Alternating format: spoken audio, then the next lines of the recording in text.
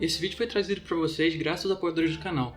Oi, eu sou o Kuka e sejam muito bem-vindos a mais um vídeo. Hoje eu vou falar sobre um assunto muito importante, que é a organização de projetos e boas práticas. Aí na tela você pode ver agora o tempo que eu vou dividir algumas partes do vídeo. Na primeira eu vou mostrar o que funcionou para mim até então, no último projeto que eu fiz, mais sobre a questão de arquitetura e organização de arquivos. E na segunda eu vou discutir com vocês coisas que estão numa categoria de melhores práticas na documentação da engine e também na seção de boas práticas de request. Se você domina o inglês, a segunda parte do vídeo pode ser dispensada, já que tudo que eu vou falar aqui está escrito de forma mais aprofundada lá nas fontes que eu vou deixar. Então pensa nesse vídeo como um resumo traduzido, tá? Também vale ressaltar que esse vídeo não é para quem é iniciante de programação. Você precisa de alguns conhecimentos sólidos de orientação a objeto, mas todos os termos e padrões citados vão ser linkados no vídeo caso você queira entender do que se trata cada coisa.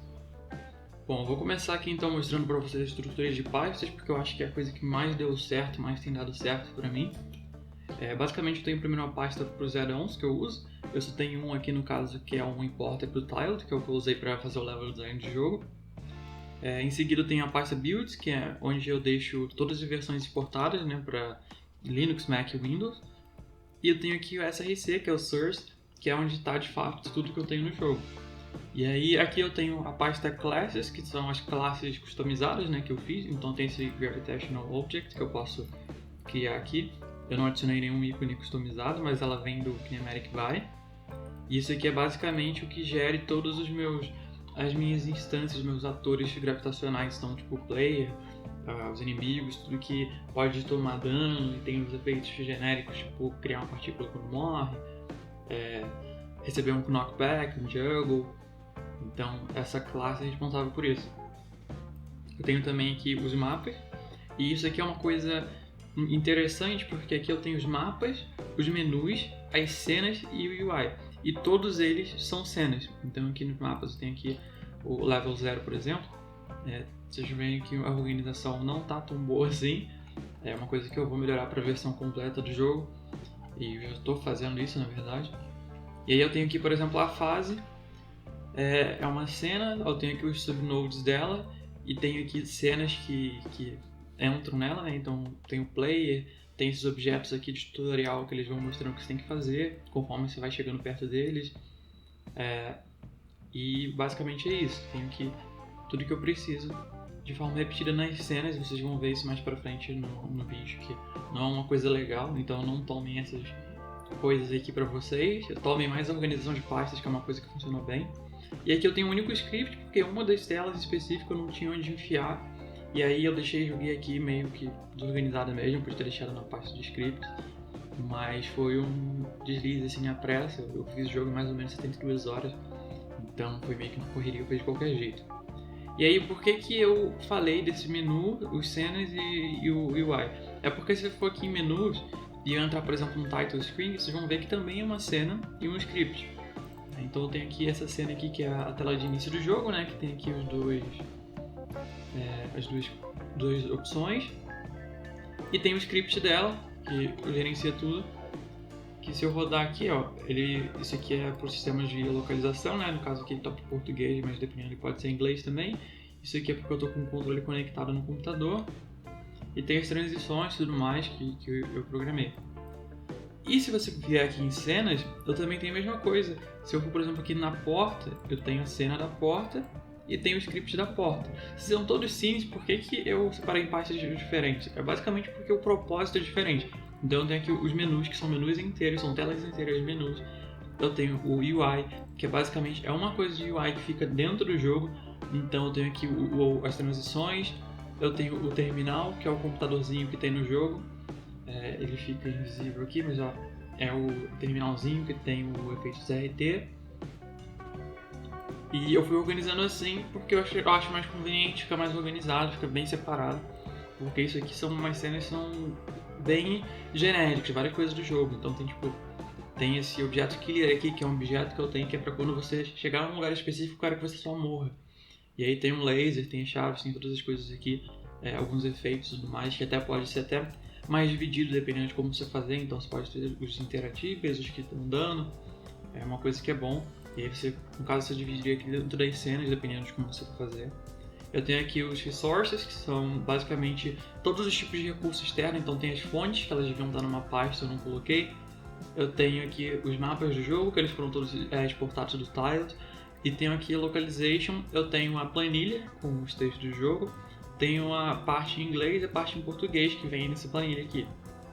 E basicamente os recursos são isso. O que mais? Eu tenho aqui os scripts, que os demais scripts ficam aqui.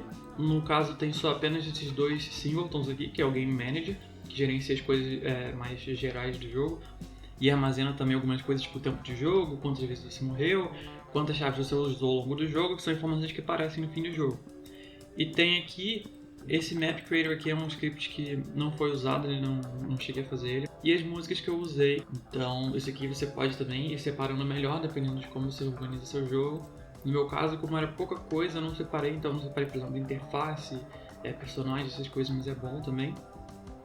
E aqui eu tenho a pior coisa do projeto inteiro, essa parte de sprites aqui, a coisa mais desorganizada que teve. No final eu comecei a organizar um pouquinho, fiz essas pastas aqui, mas foi uma coisa que assim, não deixe seu projeto ficar assim, seja ele pequeno ou grande, isso aqui é uma coisa terrível. E é uma coisa que eu vou ter que lidar agora, porque embora seja meio que um novo jogo que eu estou fazendo, a base é essa desse jogo que já está pronta, melhorada, então eu tenho que tirar o lixo, eu tenho que guardar as coisas no lugar certo, então é um trabalho extra que você evita, porque você nunca sabe que seu jogo às vezes vai ter um feedback tão positivo que você vai querer fazer ele completo, igual eu estou fazendo. Então, no geral é isso. Eu não vou entrar em detalhes nos meus scripts, porque igual essa questão do singleton, também tem um Music Manager que ele gerencia, ele é outro singleton também, que gerencia as trocas de músicas. Mas eu não vou mostrar isso no fundo, porque como vocês vão ver isso na frente, eu não fiz da melhor forma, do jeito que é considerado certo. Então, para não confundir a cabeça de ninguém, eu decidi que eu não vou mostrar. Então, para essa parte é isso. Essa aqui é a estrutura que eu tive de organização do meu projeto.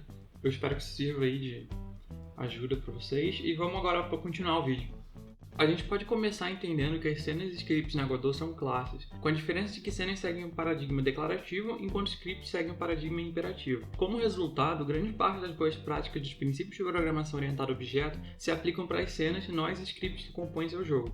A Godot tem várias classes internas, como Node, Node2D, etc. Os tipos que a gente cria por código, como eu mostrei no vídeo 12, tecnicamente não são classes, mas sim recursos que avisam a engine uma sequência de inicializações que fazem uso das classes internas da engine. Conforme o tamanho dos objetos aumenta, os tamanhos dos scripts necessários para criar eles crescem muito. É só você criar uma hierarquia de nodes para você ver. A lógica de cada node individual pode ter centenas de linhas de código para fazer algo simples. Como exemplo, vocês podem ver essa árvore que eu criei pela engine e do lado o código a partir do main para fazer a mesma coisa. Esse código cria um novo node, muda seu nome, adiciona um script a ele, define previamente o pai dele como seu dono, para eles serem salvos juntos em disco, e por fim adiciona ele como filho do node principal. Códigos assim são muito mais lentos que o código interno em C++ da engine. Cada mudança dessa faz uma nova chamada para a API da Godot, que então abstrai uma lógica de baixo nível. As cenas ajudam a evitar esse problema de performance. Uma alternativa é usar packed scenes, que são recursos que serializam os dados para criar objetos.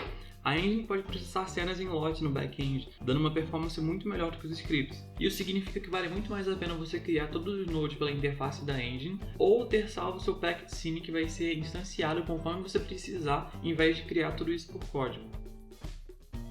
Um dos maiores erros no desenvolvimento é você criar uma cena e fazendo tudo nela e depois salvar individualmente pedaços da sua cena como cenas separadas. Isso é um problema porque muitas vezes você faz a conexão de um sinal de um node a outro e começa a gerar dependências desnecessárias. E quando você vê, se tirar uma dessas novas cenas da sua cena principal, você vai começar a ter erros no projeto. É por isso que um dos conceitos de orientação a objetos que deve ser usado é o de acoplamento fraco, onde cada cena tem ou faz uso de pouco ou nenhum conhecimento de outras cenas separadas. As cenas precisam ser independentes e você pode resolver esses problemas de interação entre cenas usando o conceito de injeção de dependências. Uma das formas básicas de se fazer isso é usando sinais. É uma forma extremamente segura, mas só deve ser usada para responder a um comportamento, não iniciar ele. Além disso, os nomes dos sinais são por padrão verbos no passado, como entrou, ativou ou coletou. Na documentação existem outros 4 exemplos de uso para diferentes casos de injeção de dependências. Apesar dos exemplos serem usados com relações entre pais e filhos, o mesmo princípio se aplica para qualquer tipo de relação.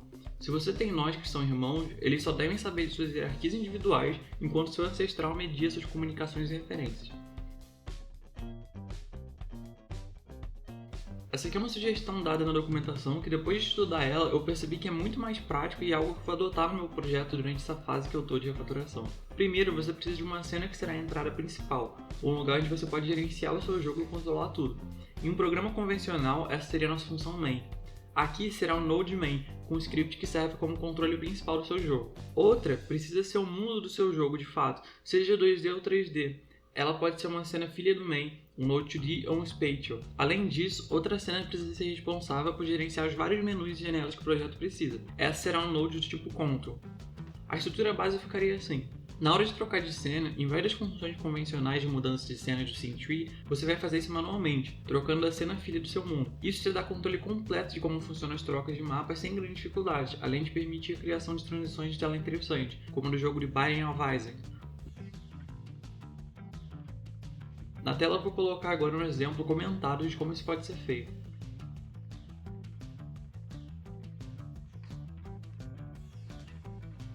A Godot tem uma funcionalidade para carregar automaticamente nodes na raiz do seu projeto, permitindo que você acesse eles globalmente e funcionam como um singleton, o autoload. Esses nodes carregados automaticamente não são removidos quando você troca de cena com a função chain_scene do Scene Tree.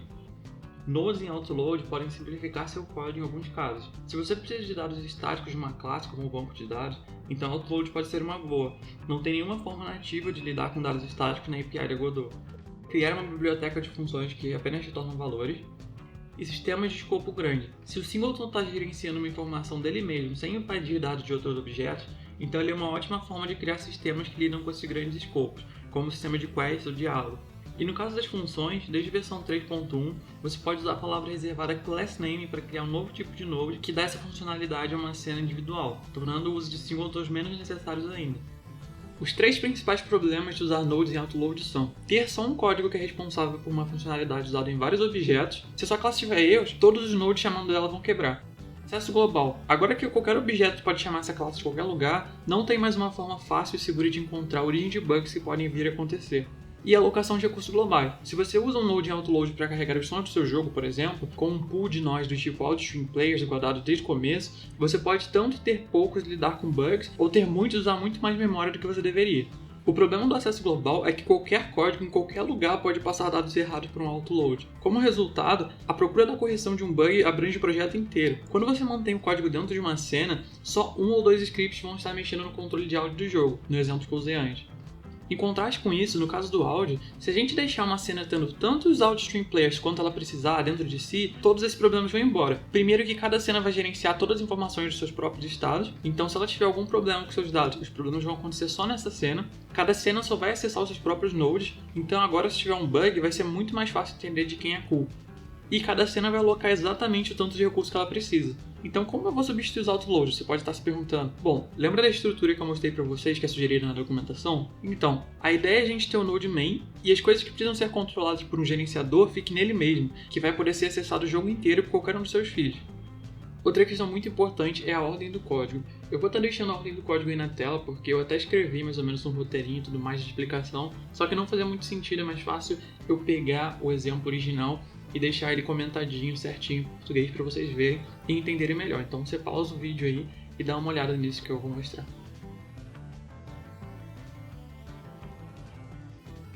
E por último, mas não menos importante, eu vou falar sobre tipagem estática. O GDScript, por natureza, sempre foi uma linguagem de tipagem dinâmica, o que pode ser bom para algumas coisas, mas é um gerador de problemas. O fato de você poder alterar o tipo de uma variável a qualquer hora faz com que seja muito fácil gerar problemas no seu código, já que seu script pode estar esperando um float numa variável, mas ele recebeu como retorno um array. E a tipagem estática evita isso, já que uma vez definido o tipo, você não pode alterar ele depois. Existem três tipos de tipos que você pode usar. Os internos, como int, bool, float, classes e nodes, como object, node, timer, array2d e etc. E os seus próprios, classes customizados definidos pelo className. A sintaxe para definir o tipo de uma variável constante é a palavra var ou const, seguida do nome da variável, 2 pontos, o nome do tipo que você quer e depois a atribuição é normal, como vocês podem ver aí na tela. No caso de variáveis, você também pode começar sem atribuir um valor a ela. O mesmo funciona para os seus próprios tipos. Casting de variáveis também é uma coisa muito interessante que você consegue fazer em linguagens tipadas. Casting é a conversão de um valor de um tipo para outro. Imagina que você tem um inimigo no seu jogo que era do array2d. Você quer que ele colida com um player, um kinematic body2d com um script chamado player controller. Você pode usar o sinal onBodyEntered para detectar colisão, mas com código tipado, o corpo que você vai detectar vai ser do tipo genérico physicsBody2d e não o player controller. Então, se você quiser saber se era o player, você teria que fazer aquela checagem pelo grupo que ele está ou usando o nome do node. a gente pode resolver isso com casting. Com a sintaxe de 2 pontos seguidos de igual, que faz com que a Godot simplesmente assuma o tipo baseado no valor que foi atribuído inicialmente. Então, se eu coloquei, por exemplo, var a 2 pontos igual a 1, ele vai assumir que aquilo é uma int e vai definir o tipo dela como int. Seguido de, nesse caso, body as player controller. Basicamente, esse as é uma palavra reservada que ele vai fazer o casting do body para player controller. E aí que tá a sacada: se esse corpo não herda do player controller, seu valor vai ser null. Mas se for, ele vai ser interpretado como um player controller.